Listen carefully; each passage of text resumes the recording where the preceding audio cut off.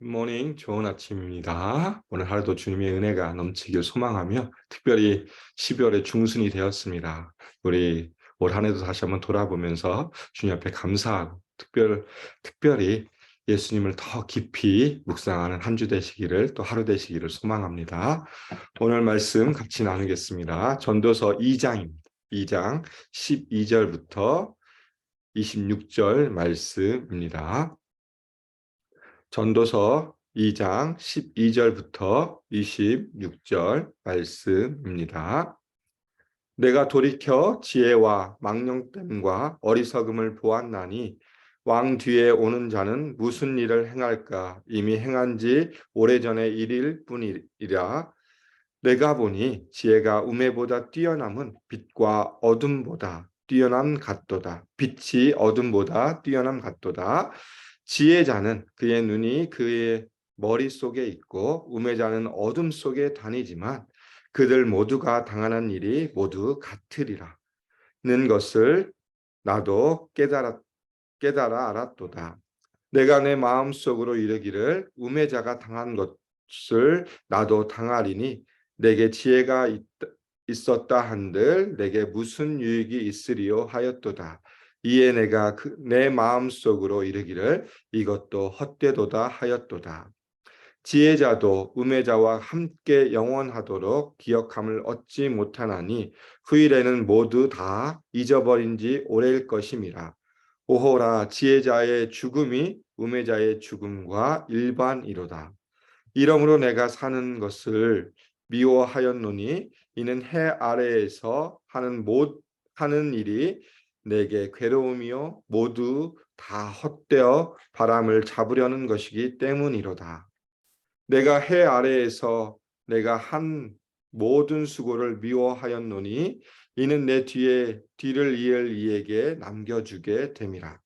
그 사람이 지혜자일지 우매자일지야 누가 알랴마는 내가 해 아래에서 내 지혜를 다하여 수고한 모든 결과를 그가 다 관리하리니 이것도 헛되도다. 이러므로 내가 해 아래에서 한 모든 수고에 대하여 내가 내 마음에 실망하였도다.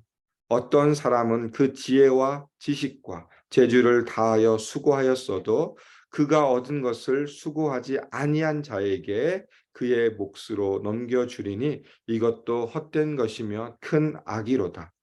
사람이 해 아래에서 행하는 모든 수고와 마음에 애쓰는 것이 무슨 소득이 있으랴?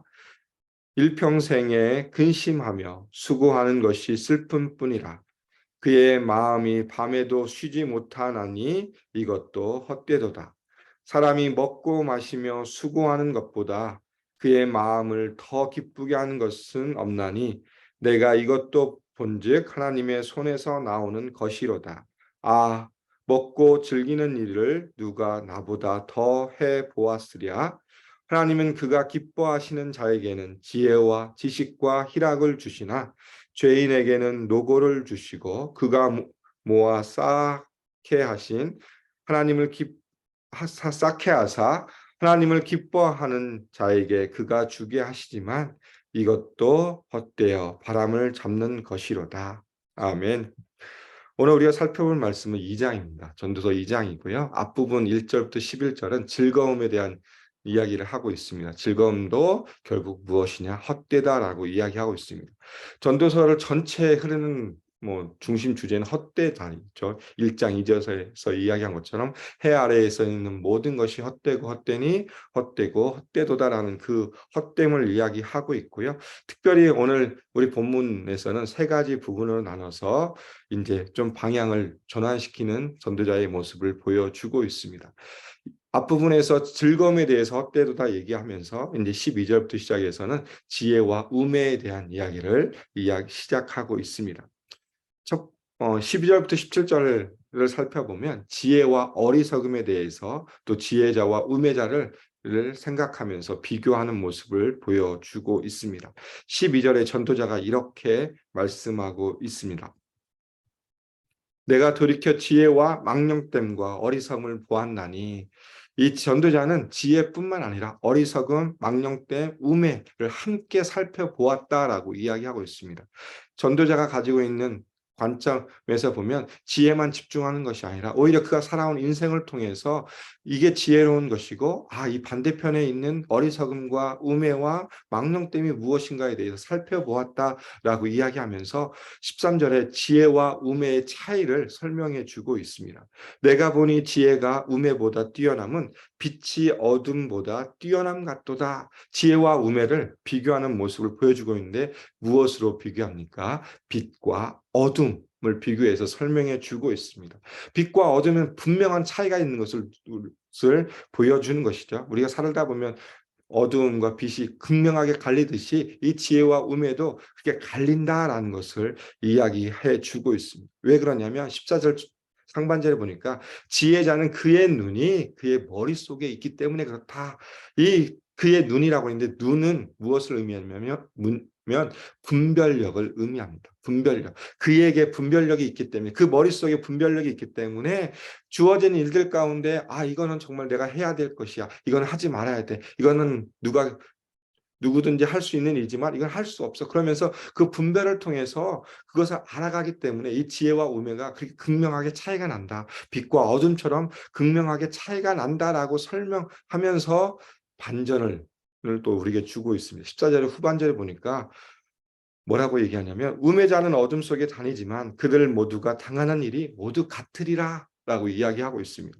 그러면서 14절부터 17절 후반부부터 시작해서 17절까지는 이제 우매자와 지혜자와 우매자가 같다.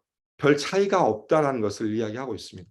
지혜와 우매는 차이가 있지만 그러나 이 우매자와 지혜자의 결론은 비슷하다라는 것을 이야기해 주고 있습니다. 두 가지 면에서 지혜자나 우매자가 차이가 없다라고 하는데 첫 번째는 뭐냐면 14절 후반부부터 15절 말씀에 보면 지혜자나 우매자나 당하는 일이 같다라고 이야기하고 있습니다. 14절 후반부에 보니까 그들 모두가 당하는 일이 모두 같으리라 라는 것을 나도 깨달았다라고 이야기하고 있고 15절에 보니까 내가 내 마음속으로 이르기를 우매자가 당한 것을 나도 당하리니 내게 지혜 있었다 한들 내게 무슨 유익이 있으리요. 그러니까 지혜자나 우매자나 우리가 살아가는 삶에 있어서 당하는 일은 다 똑같다. 그것을 처리하는 방식은 다를지라도 근본적으로 우리에게 일어나는 모든 일들은 지혜자나 우매자나 별 차이가 없다라고 첫 번째로 설명해 주고 있고 두 번째는 뭐냐면 16절과 17절을 통해서 이야기해 주고 있습니다. 그것은 뭐냐?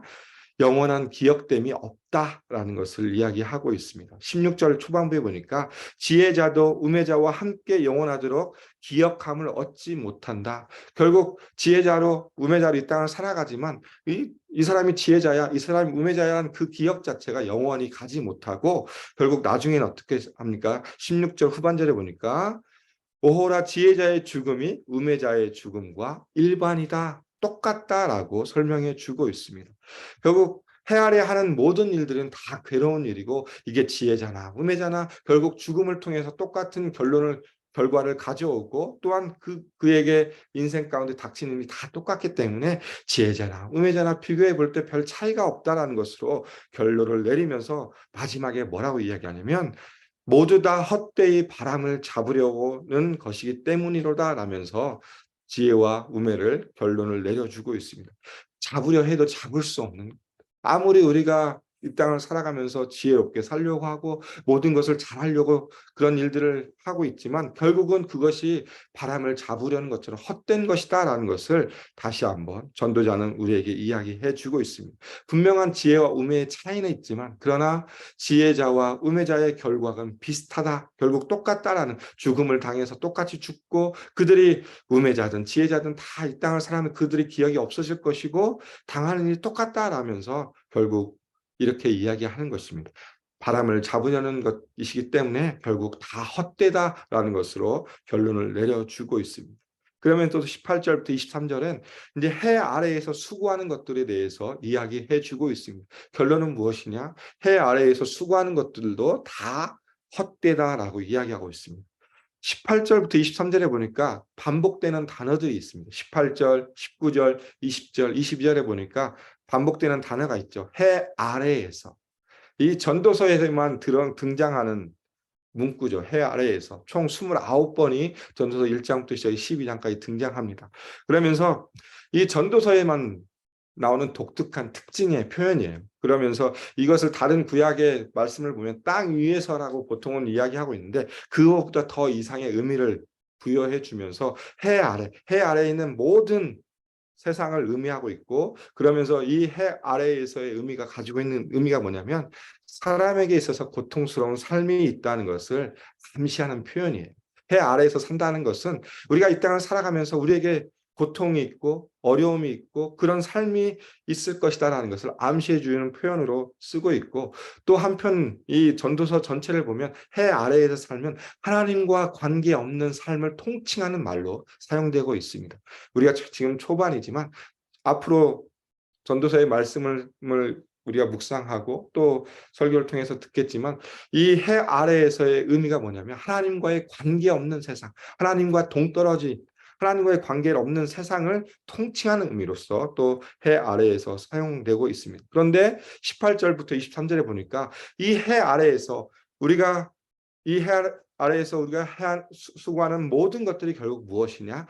헛되다라고 이야기하고 있고, 여기서 18절에서 23절에 보면 수고의 의미는 뭐냐면 수고의 결과에 집중하는 것을 보여주고 있습니다. 수고의 그 자체보다는 수고를 통해서 얻었던 그 결과에 대해서 전도자는 이야기하고 있고, 그 결과를 살펴보니까 결국 우리가 지금까지 애쓰고 수고한 모든 것들이 다 헛되다라고 이야기해 주고 있습니다. 18절부터 23절에 보니까 세 가지로 이야기를 해주고 있습니다. 아담 클락이라는 그 주석가가 있습니다. 주석가가 이 부분을 세 가지로 이야기해주고 있습니다. 수고가 헛된 이유를 세 가지로 설명해 주는데, 첫 번째는 뭐냐면 수고의 결과가 나에게만 머무르는 것이 아니라 후대에게 남겨질 것이다라는 것을 이야기하면서 결국 내가 다 가지지 못한 것에 의해서 우리가 헛됨을 깨닫는다라고 이야기하는데, 18절에 이렇게 되어 있습니다. 내가 해 아래에서 내가 한 모든 수고를 미워하였노니 이는 내 뒤를 이을 이에게 남겨주게 됨이라. 결국 내가 다 쓰지 못하고 후손에게 가기 때문에 이 수고가 헛되다라고 이야기하고 있고, 두 번째는 뭐냐면 수고의 결과를 영원히 누리지 못한다는 거예요. 우리가 죽음을 통해서 끝난다는 것을 이야기하고 있고, 또 하나는 뭐냐면 수고하지 않는 자가 내가 수고한 그 결과물을 가져간다라는 것을 또 한번 이야기해 주고 있습니다.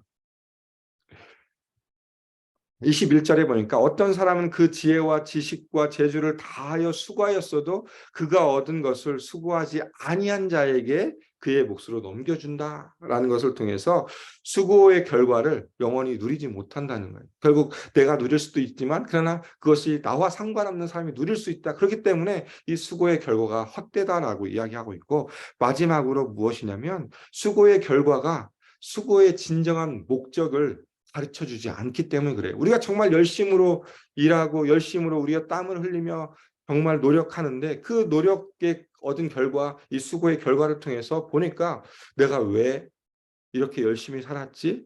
내가 왜 무엇을 위해서 살았지에 대한 답을 주지 못하기 때문에 결국 이 수고가 헛된 것이다라는 것을 오늘 18절부터 시작 23절을 통해서 보여주고 있습니다. 그러면서 23절에 보니까 이렇게 이야기합니다. 일평생에 근심하여 수고하는 것이 슬픔뿐이라 그의 마음이 밤에도 쉬지 못하나니 이것도 헛되도다. 우리가 일평생을 근심하며 애쓰고 수고하고 노력하며 우리가 가지고 있는 모든 것을 쏟아놓았지만 결국 그것이 무엇입니까? 슬픔뿐이다라고 전도자는 우리에게 말씀해 주고 있습니다.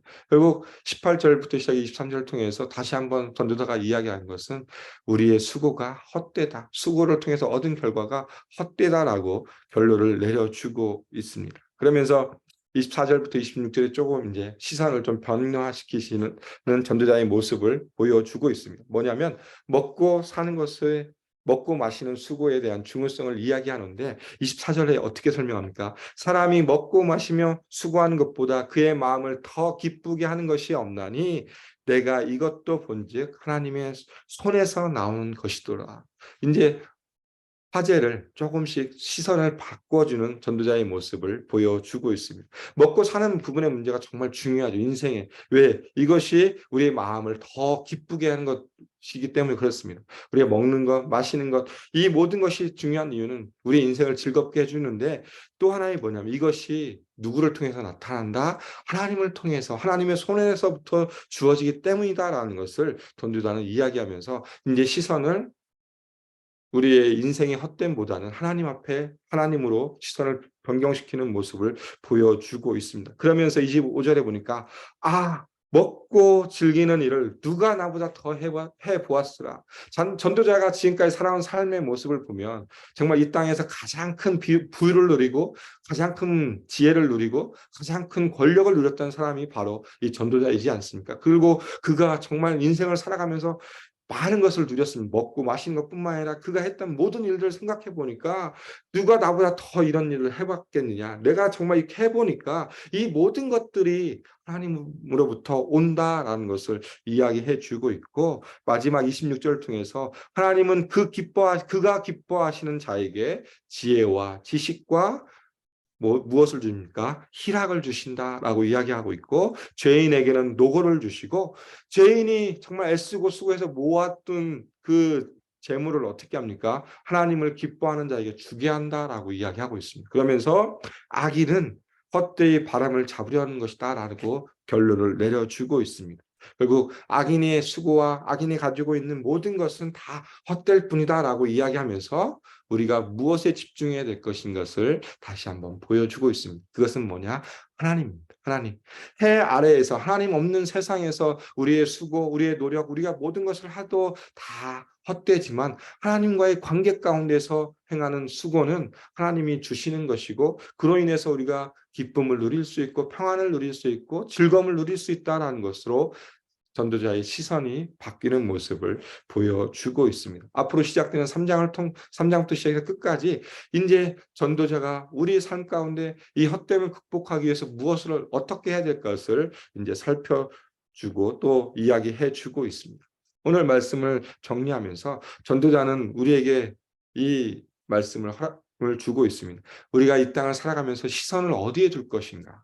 과연 우리가 이 땅을 살아가면서 우리가 애쓰고 수고하는 그것에 시선을 둘 것인가 아니면 우리의 모든 것 대신에 하나님 앞에 시선을 둘 것인가로 시선을 옮겨주는 모습을 살펴보았습니다. 우리가 하나님과의 올바른 관계 가운데 있다면 우리가 애쓰고 수고하는 그것을 통해서 하나님 우리에게 기쁨을 주신다는 것을 분명하게 말씀해 주고 있습니다. 인생의 허무 또 우리의 수고의 허무를 극복할 수 있는 방법은 다 하나입니다. 그것은 바로 뭐냐? 하나님을 바라보는 것, 하나님과의 관계를 유지하는 것. 지금 우리가 이 시대를 살아가면서 생각해 볼 것은 우리가 얼마만큼 하나님이신 예수 그리스도를 바라보고 있는가에 대한 부분을 좀 생각해 봤으면 좋겠습니다. 우리가 12월 되면 성탄절 있고 또 예수님의 오심에 대해서 다시 한번 생각해 보는데 이 진정으로 이 땅에 오신 예수님의 모습을 다시 한번 생각해 보면서 나의 삶의 모습이 어떤지 한번 점검해 봤으면 좋겠습니다. 전도자가 그렇게 헛되다라고 이야기하지만 그러나 그 반대로 생각하면 하나님 없는 세상에서는 우리가 헛된 삶을 살아가지만 하나님과의 관계된 삶 가운데서는 오히려 하나님이 주신 기쁨을 누릴 수 있는 삶이다라고 역설적으로 이야기하는 것처럼 우리가 이 땅을 살아가면서 오늘 하루의 삶 가운데 내가 얼마만큼 나의 삶의 주인이신 예수 그리스도를 바라보고 있는지 예수님을 향하여서 내 마음을 쏟고 있는지 다시 한번 돌아봤으면 좋겠습니다. 성탄절이 다가오면서 더 깊이 예수님을 묵상했으면 좋겠습니다. 나를 위해 이 땅에 오신 예수님, 그 누구도 아닌 이 세상에 그 누구도 아닌 나를 위해 이 땅에 오신 예수님을 다시 한번 바라보면서 예수님 앞에 나의 믿음과 나의 신앙을 다시 한번 점검하고 예수님 앞에 나의 믿음을 고백하는 오늘 하루의 삶이 되고 그로 인해서 하나님이 주시는 또 예수 그리스도를 통해서 주어지시는 힘과 지혜와 능력을 통해서 오늘 하루도 승리하는 삶이 되기를 주님의 이름으로 소망하며 축복합니다. 기도하겠습니다.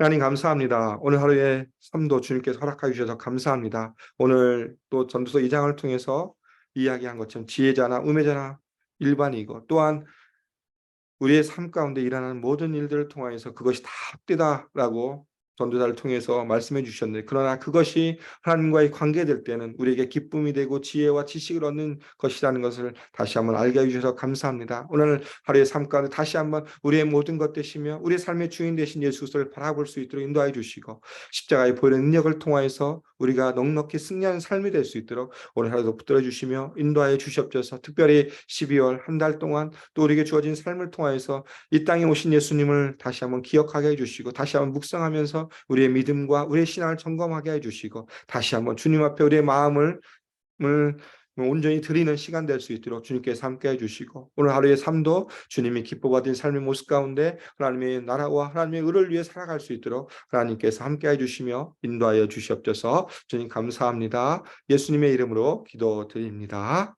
아멘. 이 시간 우리 합심으로 함께 같이 기도하겠습니다. 오늘 말씀을 기억하시면서 다시 한번 예수 그리스도를 바라보는 삶 가운데 우리 믿음의 고백이 있도록 위에서 기도 부탁드리고 두 번째 기도해 주실 것은 우리 교회 비전입니다. 예수 산책 AKPC 말씀 공동체, 제자 공동체, 미셔널 공동체로 우리 교회가 아름답게 세워질 수 있도록 위에서 기도해 주시고 또한 이 일들 가운데 애쓰고 수고하시는 모든 리더십들 가운데 성령의 충만함을 허락하달라고 기도 부탁드리겠습니다.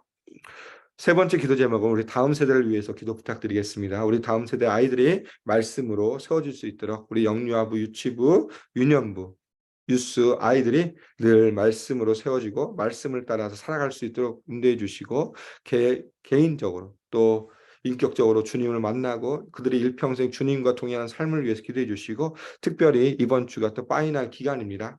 우리 아이들에게 지혜 주셔서 또 파이널 기간 잘 감당할 수 있도록 우리 다음 세대를 위해서 기도 부탁드리고 마지막으로 우리 선교사님을 위한 기도를 같이 드리겠습니다. 알바니아에서 애쓰고 수고하시는 조태균 선교사님, 또 우리 목장에서 후원하고 기도하는 선교사님을 위해 기도해 주시고 치유를 위한 기도 전성환 집사님, 찰스 토마스 성도님, 김영수 집사님, 손효순 집사님, 김기현 권사님, 조현철 집사님을 위해서 합심으로 함께 기도하고 일상의 삶으로 나아가겠습니다. 함께 기도하시겠습니다.